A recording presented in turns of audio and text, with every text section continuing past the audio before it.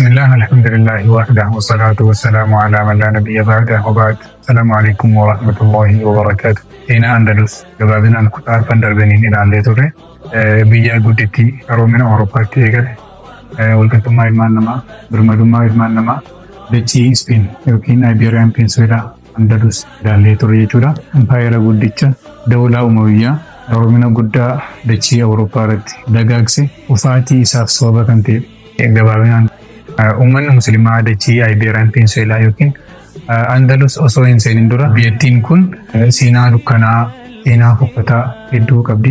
Haga naannoo bara 711tti Kingdamii Visigootii mootii Roodirik jedhamuun bulaa turteetti naannoon kuni. Haalli jireenya hawaasa naannoo sana baay'ee fokkisaa, jireenya suukanneessaa, haguuggii gabrummaa jala akka turan seenaan ni ibsa. Keessumaa Roodirikiin uummata isaa ummata amantii tokkollee waliin qooddatu hedduu akka cunqursaa ture, abbaa irree akka ture seenaan isaa barreeffamee jira. Gidiraa fi rakkoo Roodirikiin isaan irraan ga'u akka uummanni Islaamaa haguuggii gabrummaa sana irraa bananiif irraa saaqaniif gargaarsa gaafachuuf deemee kan ture koontii Juuliyaan Musaa Ibn Nuseer bira jechuudha.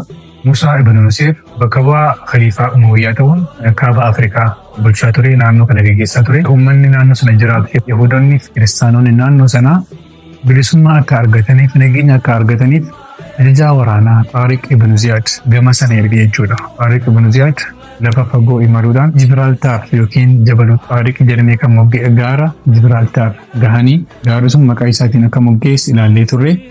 Roodirikiin dhufaatii musliimotaa gaafa dhaga'u waraana biyyoota garaagaraa irraa walitti qabachuu galee akka maddoonni seenaa ibsanitti Roodirikiin loltoota naannoo 100 ta'an walitti qabatee bu'aa dalaatii bakka jedhamutti lola guyyaa 7 gaggeeffameen Taariq Ibn Ziyaad injifannoo gonfatee Roodirikiin illee mo'ame jechuudha. Taariq Ibn Ziyaad naannoo kana erga to'atee booda maqaa Andalus jedhuun moggaase. Uummanni musliimaa naannoo kana Andalus jedhanii erga moggaasanii booda jireenya tasgabbaa'aa uummata amantii garaagaraa qabu waliin gaggeessuu eegalan jechuudha.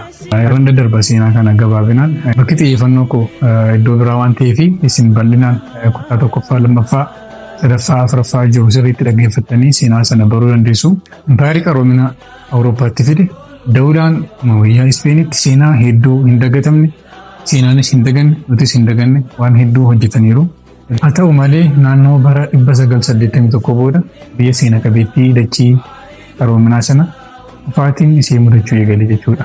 Sunis ta'uu kan danda'e mootolii ofittoo keessumaa mamlakaa dukkanaa jennee kan waamuu dandeenyu teessoo taayitaatiif dhiiga namaa dhangalaasu Andalusii keessatti uummatumti musliimaa bittinnaa'ee biyya qoqqooddatee dhagaan wal qoodee dhufaatii Andalus fiduuf ture dhufee Andalusiin baraare jechuudha. Yuusuf Ibn Tasfiihin Andalus bara dukkanaa kana keessa dabartee bara jeequmsaa kanas dabartee waggoota hedduuf baroota hedduuf bulchiinsi Andalus itti fufee jechuudha. Iberian Peninsula jennee waamaa ture keessatti haga naannoo bara 1236 itti fufuu danda'anii turanii garuu 1248tti mootummaa kiristaanaa jala galuu danda'an jechuudha.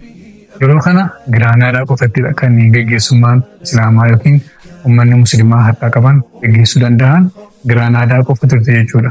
Giraanaadaanis taatee kana booda naannoo bara 250 olii uummata musliimaatiin bulaa turte. Mudannoon fokkisaan Januwaarii 2 guyyaa uummanni musliimaa gaggeessummaa isaanii itti dhaaban, guyyaa uummanni musliimaa guddina isaanii itti dagatan, guyyaa uummanni musliimaa qabeenya isaanii hunda qaroomina dagaagsan namaaf kennanii itti deeman. Guyyaan kun seenaa Islaamaa keessatti fakkeenya guddaa waan seenaan hin dagan sababii nama tokko ture. Innis Muhammad Sadeessaa yookiin Ispaanishota biratti Boo Abdiil jedhamee nama beekamudha.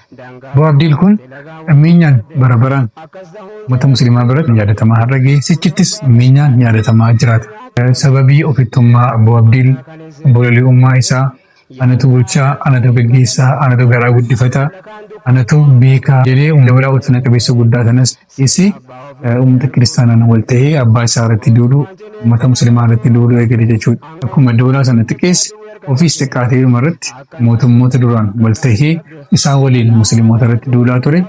Bokkuu isaa cabsee xiqqaatee furtuu masaraa Alhamraatii magaalaa guddittii Giraanaadaa mootolii kiristaanaa King Ferdinaandii fi Queen Isaabellaatti kenne jechuudha. Kun xiqqeenya bara baraan hin dagatamne seenaa fokkisaa yoomiyyuu nu biraa hin hafne roodii nama tokko nutti dhufe namoonni har'a uummata musliimaa bittinneessitan rakkoo garaagaraa uummata musliimaa gidduutti uumtan seenaarraa barabaraan dhaloonni ammeenyaan maqaa keessan kaasaa barabaraan dhaloonni ammeenyaan maqaa keessan seenaa keessan namaaf hima waan ta'eef dogoggora keessan irraa baradhaa seenaa kanarraa immoo sirriitti barumsa akka argattan abdii guddaan qaba sirriitti dhaggeeffadhaa irraa barnoota akka argattan abdiin qaba assalaam.